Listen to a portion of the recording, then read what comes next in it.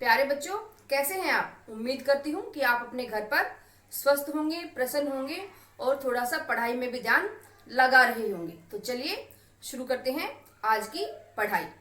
प्यारे बच्चों, आज हम बात करेंगे भाषाओं के प्रकार के बारे में। सबसे प्रथम प्रकार है मातृभाषा। मातृभाषा जैसा कि नाम से ही स्पष्ट है बच्चों, माँ की भाषा। वह भाषा जो हम अपनी माँ से सीखते हैं उसे कहते हैं हम मातृभाषा। प्यारे बच्चों, जैसा कि आपको पता है कि हम जब जन्म लेते हैं तो हमारा अत्यधिक समय अपनी माता की गोद में ही बीतता है और माँ अपने बच्चे से बातें करती रहती है। तो वह भाषा, जिस भाषा में माँ अपने बच्चे से बातें करती है, उसको ही हम कहते हैं मातृभाषा। यह वह भाषा है जो बच्चा सबसे ज्यादा सुनता है और सबसे ज्यादा अपने जीवन में बोलता है, इसलिए इस भाषा को हम कहते हैं मातृभाषा। हमारे भारत देश में 70% माताएं हिंदी भाषी हैं, हिंदी भाषा का प्रयोग वो करती हैं, इसलिए हमारे देश में मातृभाषा के रूप में हिंदी को ही स्थान दिया जाता है, क्योंकि भारत देश में सबसे ज्यादा क्षेत्र में हिंदी भाषा बोली जाती है। तो इसीलिए भारत के ज्यादा से ज्यादा लोगों की मातृभाषा हिंदी है। प्यारे बच्चों, मातृभाषा के बारे में समझने के लिए आपको एक मजेदार किस्सा सुनाती हूँ। उस किस्से को सुनकर आपको पता चलेगा कि मातृभाषा का हमारे जीवन में कितना अधिकार होता है और कितना प्रभाव होता है। तो शुरू करते हैं। तेनालीरामन का नाम तो आपने सुना ही होगा। महाराजा कृष्णदेव राय के दरबार में तेनालीरामन महामंत्री थे। उनकी बुद्धिमत्ता के बहुत चर्चे थे दूर दूर तक। तो एक बार उनको परखने के लिए कृष्णदेव राय के दरबार में एक बहुत विद्वान व्यक्ति आए और उन्होंने भरे दरबार में कहा कि मुझे बहुत सारी भाषाओं का ज्ञान है, बहुत अच्छे से मुझे बहुत सारी भाषाएं आती हैं, इसलिए आपके दरबार में कोई भी बुद्धिमान व्यक्ति हो वो यह बताए कि मेरी मातृभाषा कौन सी है।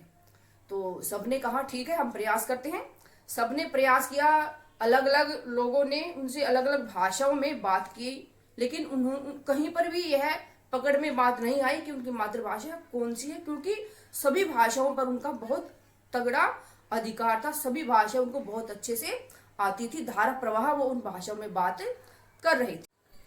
कृष्णदेव राय बहुत चिंतित हुए और अंत में उन्होंने तेनालीरामन को बुलाकर कहा, भाई इस समस्या का समाधान करो। यह तो राज दरबार पर एक प्रश्न चिन्ह लग जाएगा कि इतने बड़े दरबार में कोई भी ऐसा बुद्धिमान पुरुष नहीं है, व्यक्ति नहीं है जो इस बात का पता लगाए कि इस व्यक्ति की मातृभाषा कौन सी है। अब आपको तो पता ही है, तेनालीरामन बड़े बुद्धिमान थे। उन्होंने सोचा कि इसका तो पता लगाना ही पड़ेगा। अगले दिन वो उस व्यक्ति, जहां पर वो व्यक्ति ठहरा हुआ था, वहां पर गए और जब वो व्यक्ति नहाकर वापिस आ रहा था, तालाब से नहाकर आ रहा था, तो उन्होंने रास्ते में से उसके ऊपर मिट्टी फेंक दी। मिट्टी फेंककर वो छुप गए, भाग गए वहां से। तो वो व्यक्ति बड़ा क्रोधित हुआ और मिट्टी फेंकने वाले को गालियां देने लगा। गालियां देकर वो चला गया, गुस्से में हो गया था। तो ठीक है, कोई बात नहीं। दरबार में पहुंचा, दरबार में जाकर फिर उसने कहा कि महाराज कहिए अपने दरबारियों से कि मेरी मातृभाषा कौन सी है, कोई भी अब तक पता नहीं लगा पाया। तभी तेनालीरामन खड़े हुए और उन्होंने कहा, मुझे पता है कि आपकी मातृभाषा कौन सी है। वह व्यक्ति बड़ा चिंतित हुआ, अरे इन्हें कैसे पता चला कि मेरी मातृभाषा कौन सी है। तो तेनालीरामन ने खड़े होकर कहा कि जिस भाषा में आप सुबह गालियां दे रहे थे वही आपकी मातृभाषा है।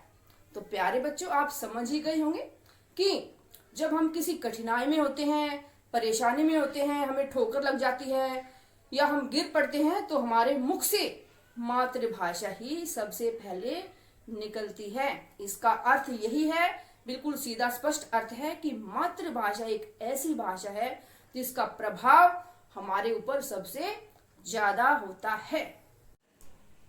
भाषा का दूसरा प्रकार है बच्चों राजभाषा। राजभाषा का अर्थ है राजकाज या प्रशासन चलाने के लिए जिस भाषा का हम प्रयोग करते हैं वह भाषा कहलाती है राजभाषा। अर्थात सरकारी आदेश जिस भाषा में पारित किए जाते हैं, सरकारी कार्यालयों में, ऑफिस में जिस भाषा का प्रयोग किया जाता है वो भाषा है हमारी राजभाषा। प्यारे बच्चों, आपको पता ही होगा कि हमारे विद्यालयों में हिंदी दिवस मनाया जाता है और उसमें हिंदी में काफी प्रतियोगिताएं भी करवाई जाती हैं और प्रार्थना सभा में भी हिंदी के बारे में बताया जाता है। वो दिन है हमारा 14 सितंबर। 14 सितंबर को हिंदी दिवस क्यों मनाया जाता है? क्योंकि हमारे संविधान में धारा 343 के तहत 14 सितंबर 1949 को हिंदी भाषा को राजभाषा का स्थान, राजभाषा का दर्जा दिया गया था और इसीलिए हम 14 सितंबर को हिंदी दिवस मनाते हैं। मैं लिख देती हूं।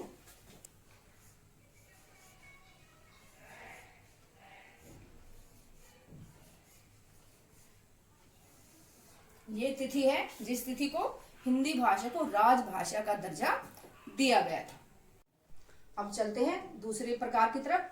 हमारा है संपर्क भाषा। संपर्क का अर्थ आप समझते हैं आपस में बातचीत करने के लिए और एक दूसरे से अपने मन की बात कहने के लिए जिस भाषा का हम प्रयोग करते हैं, संपर्क करने के लिए एक दूसरे से मिलते हुए हम जिस भाषा का प्रयोग करते हैं उसे कहते हैं संपर्क भाषा।